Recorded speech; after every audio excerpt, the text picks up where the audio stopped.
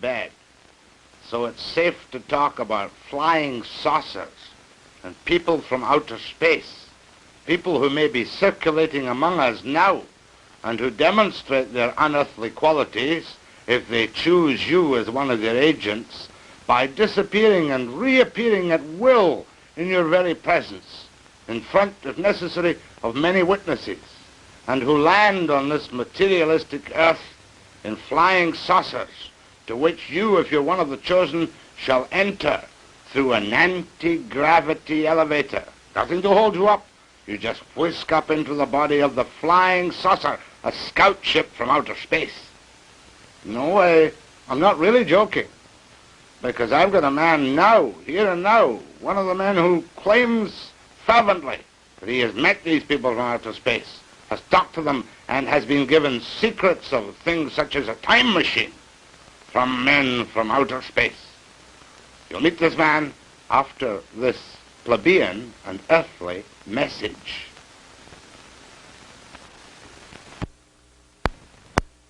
The man you're going to meet in a moment or two, Tassel, from Giant Rock, California, is a most unlikely person to claim to have seen flying saucers and been in touch with people from outer space. George is a very ordinary fellow. He doesn't make any money out of his flying saucer beliefs, but boy, he really believes them. And before I start talking to George, I want to tell you, too, that I do have a couple of doubts in my mind. We all see these newspaper reports from Socorro, New Mexico, that a mysterious craft landed and took off and left blast marks in the sand.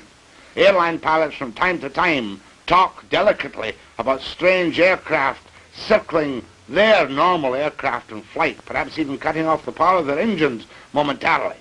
We all love to talk about the mysterious and the unknown and the flying saucers. So now it's to George Van Tassel and this question.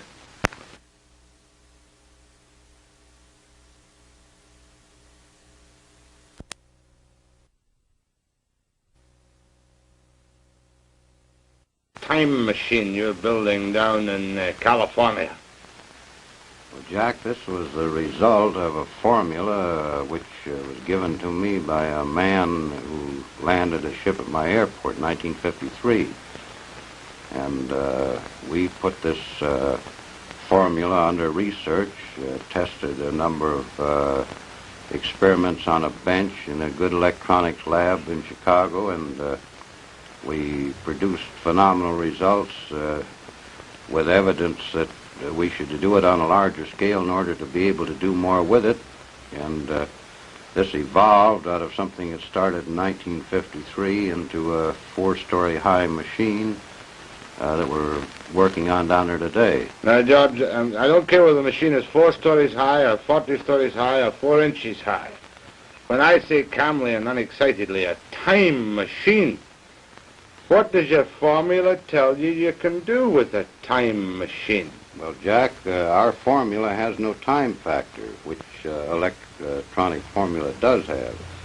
And on the other hand, electronic science has only had 2 dimensions to work with, the electric pattern and the magnetic pattern perpendicular to it. And we discovered a 3rd zone, which we call a time zone, and we are working through this zone with an effort to orient the magnetic field to give us other results than our science can obtain at present. George, just double talk to me. A time machine means to me a little box that I can go into and go back 5,000 years or forward 10,000 years. Is that what your formula tells you can do? Well, Jack, this isn't a little box. This is a 4-story machine focusing fields that we can orient to produce this zone big enough for a man to get into. It isn't a box. But what happens to the man when he gets into the zone? Well, I'm all agog with curiosity. Jack, we've discovered this zone is subject to thought. Now, since time doesn't record events the way we do on calendars and clocks, you could only record an event by thinking of it. Now, theoretically, we believe we can take a videotape magnetic camera into the time zone and photograph Lincoln's Gettysburg Address or Caesar's armies marching or anything that's ever happened. And let me get this straight. In other words, you're telling me, like H.G. Wells imagined 50 years ago, that everything that happened in time is still there to be seen by the recreation electronically of a thought which exists. Jack, you know how you talk into a tape on a tape recorder and play the interruptions back, identical to the play that you made.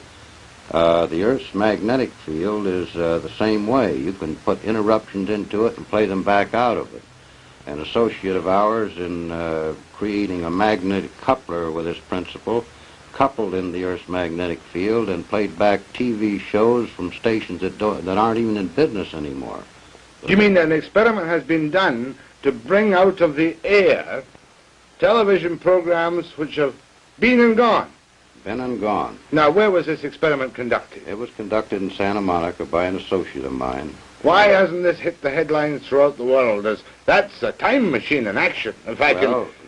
Jack, the reason it hasn't hit the world is because, as I understand it now, the Navy Department took him and the research over because he also discovered he could bounce magnetic echoes off the ionosphere and locate submarines under the ocean, regardless of where they were. So who is this associate of yours? this is a fellow named Charlie Arts. Charlie Arts? Yeah. And is he a free man walking around today? Well, he's free where he is in this super secret research he's conducting.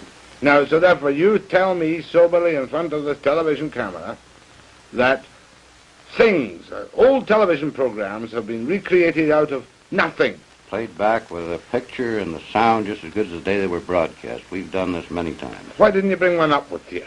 Well, this requires quite a piece of apparatus. This magnetic coupler works on around 50,000 volts, and it doesn't have any radio frequency connected with it. And actually, the television set which plays back the picture doesn't even have an antenna connected to it. George, you know as well as I do, and you've been on television 350 times, and I've known you. I've met you once 7 years ago, and I kind of like you. But you know what the people out there are saying. They're saying this man's a nut. Well, Jack, you know, when Fulton was running his steamboat up the Hudson River, there were people still standing on the bank saying it couldn't be done. All right, let me take you further back, though. You have a time machine plan. You have done experiments which show you can bring the past to life. Where did this formula come from? I love that Scotch accent. Jack, the formula came from a ship that landed at my airport in 1953 on August the 24th, which had 4 people aboard it that came from another planet. I'm breathless. Well, you're not only breathless, I was breathless. But I'm cynical, too. Well, that's fine. That's the way to be. In fact, I'm a bigger skeptic than you are of many things. I'm an unbeliever. Convince me that this really happened to you. Well, this thing is very similar to a thing that happened in our biblical records where a Lord presented Moses with a pattern to build a tabernacle. They came out of the sky, they handed him stone tablets, and this phenomena that's taking place today is as old as our history, as our civilization. This isn't anything new that's occurring. It's something that's being continued in another time of crisis when conditions affecting the people of this planet are reaching a point where somebody has to take care of the situation. Now, I don't intend in any way to be disrespectful or blasphemous, but do you feel, and I know you're not an evangelistic type, do you feel that you're some kind of Moses receiving a new word?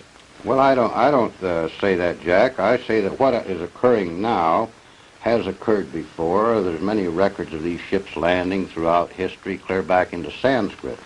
And there are records in the 1898 Chicago newspapers that covered the front page for 3 days of a big ship setting over Chicago. When you realize we're dealing with a type of man that is almost as far above us in intelligence as we are above the lower animals, there isn't anything phenomenal in this at all. Now, you say casually, because this is your life's work now, ships. Now, you mean flying saucer, don't you? Well, a flying saucer was a name the press put on this thing, and actually what they termed a flying saucer was nothing but a scout ship from the big carriers. But I want to go back to that night in 1953. Tell me, where did this happen for people who haven't heard you talk or seen you yet? It happened on my airport, which I've operated for the last 16 years, at Giant Rock Airport, 17 miles north of Yucca Valley in California, or 40 miles north of Palm Springs. Now, this is a private airport for small aircraft, is it? This is an airport used both by the military and private aircraft. You own this airport, do you? I leased this airport from the United States government. I've operated it for 16 years since I retired from the flight test business in the aviation. Right now. How old are you now, by the way, George? I'm 54, Jack. Got 3 grown daughters, married, and 11 grandchildren. You don't mind if I ask you the stock question? I know that you've been asked every obnoxious question that can ever have been asked. You've never been treated for any form of emotional upset. I've never had an emotional upset other than women. Except that night in Yucca Flats, not Yucca Flats, at Giant Rock, when this ship appeared. Now, give me the details, George, because I'm never tired of hearing the details of a man who says he has seen creatures from another world. Well, actually, Jack, this was as simple as crossing a street and getting hit by a car. After it's over, you're the victim of the circumstance. And I didn't see the ship land. One of my son-in-laws, that wasn't my son-in-law at that time, saw it come down. Another man on the airport heard it, and he wasn't where he could see it. And the man got off of the ship and approached me before I even knew there was a ship down. Where were you then? What time of day or night was it? It was 2 o'clock in the morning and approximately a full moon, which is like daylight on the desert. Were you walking about outside or what? No, I was sound asleep when he awakened me. This man awakened you? Well, something awakened me. So you got up out of your bed? I got out of my bed and went aboard the ship at his request. This man, in what language did he converse with you? He talked to me in the best English equivalent to Ronald Coleman. And he met you there and he said, what did he say, come with me to my ship, or what? No, he said, I asked him what he wanted, because we have a lot of people come in who stuck in the sand and broken axles and whatnot. And I asked him what he wanted, and he said, my name is Solganda, and I would be pleased to show you our craft. Solganda? Solganda. Was the craft visible to you at this time? It was when he stated this, I saw beyond him the ship, which I hadn't seen before. What did you see? A bell-shaped type of anti-gravity ship that they operate as a scout ship out of their big carriers. How big? This was 36 feet in diameter and 19 feet high. And where was it, on the ground? No, it was hovering 10 feet off the ground. And how did you go into this ship? I walked with him to a spot underneath it, and an anti-gravity beam took me up through a hole in the bottom of it. You're telling me at 2 o'clock in the morning in Giant Rock Airport, you walked underneath this hovering ship, and whammo, you went up inside. No, you didn't go whammo. You went just about as slow as a local elevator run. And when you got off the anti-gravity elevator, what did it look like? I was inside of a ship about 18 feet in diameter and roughly 10 feet high to the domed ceiling, and there were 3 men on the ship, besides the one that had got off and invited me aboard. You keep calling them men. What do you mean, man? Well, little green man? They were about 5'6". They came about to my eyebrows, and they could have walked in our clothes down any of our streets, and we wouldn't have paid any attention to them. And did you bring any proof off that ship? Were you alone in the ship? I was alone with the 3 men until the other fellow came up behind me, and then the 4 of them were aboard. Were there any other earthly eyewitnesses to this? Nothing, only outside of the ship. And these people stayed outside? On the airport. And did you go anywhere in this ship? Not to my knowledge. When I got off, it was the same place it was when I got on. What do you mean, not to your knowledge? Had the door closed when you went in or something? I don't know, because it was below the deck. And did these people tell you where they came from? They didn't say where they came from, but I've been in the air game since 1927, and their instruments were unlike anything I'd ever seen before. Well, don't give me technicalities. What was different? The difference was that we used dial instruments, and they used vertical instruments, like fluorescent tubes with marks on them. What color were these people? The instruments were marked in symbols similar to hieroglyphics. They were not in any language or number system we use on the Earth. What color were these people? They looked like they were white people with a good, healthy tan. Did they give you any indication of how old they were, or what they ate, or where they came from at all? After we got off the ship, the man who invited me aboard, who didn't look a day over 28 years of age, told me that he was over 700 years of age in our time. Oh, come off it, George. That's right. Was this the guy who gave you the formula for the time machine? That's the man. And what form did the formula take? Did he implant it in your mind by telepathy, or did he give you something written in English? He spoke it to me verbally. And you remembered this? There's nothing to it to remember. Will you tell me now? The formula for a time machine. F equals 1 over T. F equals 1 over T. F being frequency and T being time. And this enables me to go back to the time of Caesar's armies conquering Britain. Well, it would enable a mathematician to work this out, yes. And why hasn't this been acclaimed like Einstein's E equals mc squared? Well, why hasn't the fact that the United States government's been flying anti-gravity ships since 1956 been acclaimed? Or the fact that there's a crater on the moon with a base in it since 1954, we've known this. All right, but let's get, first of all, the U.S. Why haven't the FBI clapped you incommunicado for breaking secrets that they want to keep secret in the United States? Well, possibly because they know this information is going to get out eventually anyway, and what I say won't make any difference. Now, that particular night when you had this experience, did you call the police? Did you call the Army, the Navy, the Air Force, the White House? Well, I'm 17 miles from the nearest phone, Jack, and the nearest phone would get me to the sheriff's office, and it'd take them about 40 minutes to get out there. Oh, wouldn't you have a phone on an airport? No, we have no phone. But you're an operating airport. Well, we're an operating airport, but we're isolated in the middle of the desert, 17 miles from the closest town, and they've never run phones out there. So how do you communicate with people who want to use your airport? They fly in or write and phone to the local town where my daughter lives, and she notifies us when she comes out. Now, you talked about a crater on the moon. Now, I thought all the moon stuff had been debunked and that nobody ever really knows what goes on the moon. What's this?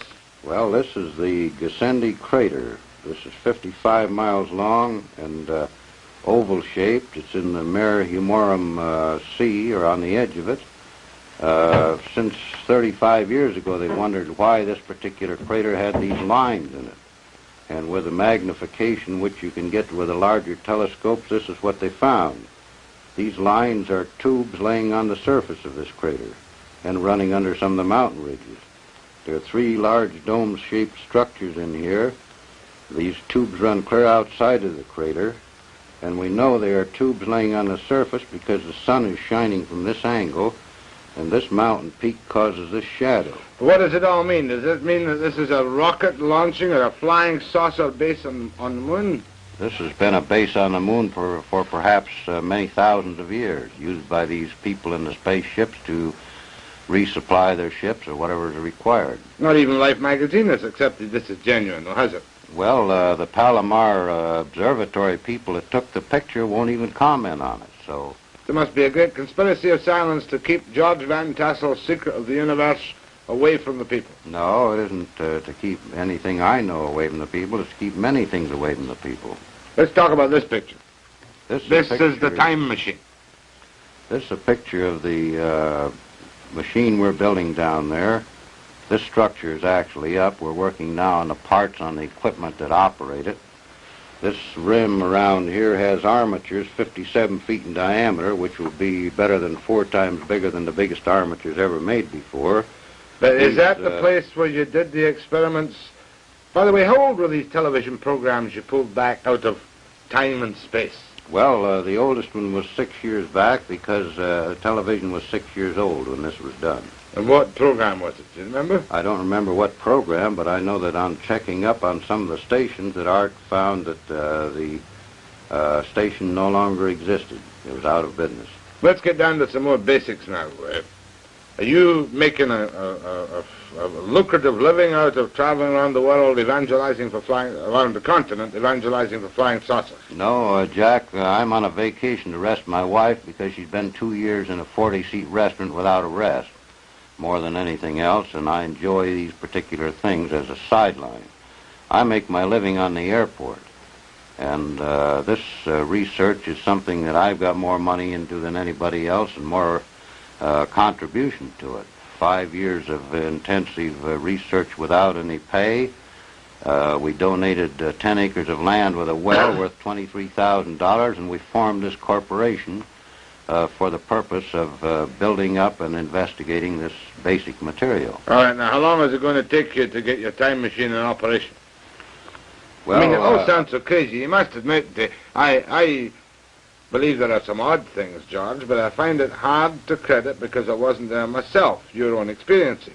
Well, it took them around 8 years to grind the mirror for the 200-inch telescope, and the first cyclotron was something like 11 years in the progress of building. But that cost millions, George. You haven't got millions, billions it costs. No, we don't have the overhead, the drafts from the engineers and people sitting around the payroll. All of our effort on this is voluntary by many people in technical fields that contribute their effort to the project. They all believe in flying saucers. They all believe in flying saucers. You obviously believe totally in flying saucers. Yeah. Because of that one. Does your wife believe in flying saucers? Well, I don't know very many people that don't. It's as obvious as believing in heaven or afterlife or anything else. You have certain things you believe in life. You believe there's air we breathe, yet you don't see it. We fly airplanes on it. And this is an intangible. We can measure it. But why should these people come down, from outer space? Why don't they land in the White House or in Kremlin Square in Moscow and say, hey, listen to us, we can tell you a few things. We're 700 years old. We can travel through space. We're not concerned with time differentials. Well, probably they're not concerned with giving us too much of their information because we'd only use it in our battle to destroy each other here. Did these 4 men tell you that themselves? No, they didn't tell me that, but this is a reasonable assumption on our part that the world's divided in 2 camps, each capable of eliminating the whole civilization. And if we were to go to another planet and observe this condition, we would certainly be a little cautious about who we talk to or what we reveal. Yeah, but you yourself, was that the only experience you had? Mind you, that's 11 years ago in 1953, George. That's right. When you claimed to me you went up in this elevator into the spaceship and met the guy who spoke like Ronald Coleman. Was that your only contact with the... That was the only contact I had with the people from the ship. Have you had any other contacts with people? I've had a recent contact last September, 1963. Well, I don't have to ask you. Tell me. Well, in this case, they drove a car into the airport. They didn't come in a ship. They're walking among us on the earth all the time, and we don't realize it. I'm breathless. They. How many was they? The they in the ship was 4 men. They in the car? The man that came in, there was a man came in by himself in September. Well, you'll be telling me he had Martian license plates on the car. No. They drove a standard American Cadillac. And what did they want with you in 1963, 10 years later? They gave me some more information pertinent to electronic and magnetic research. But how did you know they were from some mysterious place in outer space? You don't know unless they want you to know, and then they'll demonstrate some thing that they can do that we can't do, that's humanly impossible for us to do. What did they demonstrate to you which convinced you, an apparently sober, sensible, balanced person who nevertheless believes in flying saucers, that convinced you they were unearthly people? Well, they demonstrated the ability in front of 19 people sitting in a lounge, for instance, that they could sit there and disappear before your eyes and reappear. In fact, the man did this 3 times. For you and your friends? For 19 witnesses that were sitting in our lounge. Vanished in front of your eyes? Sit right there in a chair like you're there, and then you're not there, and then you're back there. He did this 3 times. Now, I'm going to disappear, but purely for 1 minute for this message. The previous foregoing interview with George Van Tassel of Giant Rock Airport, California, was not, I must stress, presented to you as a scientific examination of George's claims. There are so many holes in George's claims, even to the layman like myself, that one is bound to be, how shall I put it, a trifle cynical. For instance, why didn't George keep one of the men with him to produce as living proof? And then we could have checked medically his heart and lungs and everything else about him, his try and substantiate the claim that he is 700 Earth years of age. And why didn't he at least tell George where they came from? Or why didn't he at least present George with some physical, concrete proof so that people wouldn't regard him with suspicion and skepticism as someone who was perhaps just a little bit, overly easily convinced perhaps by some form of hallucination? But he did tell us one thing, how to recognize visitors from outer space. If they ever come to you and you're sitting in the room and they snap their fingers 3 times and disappear,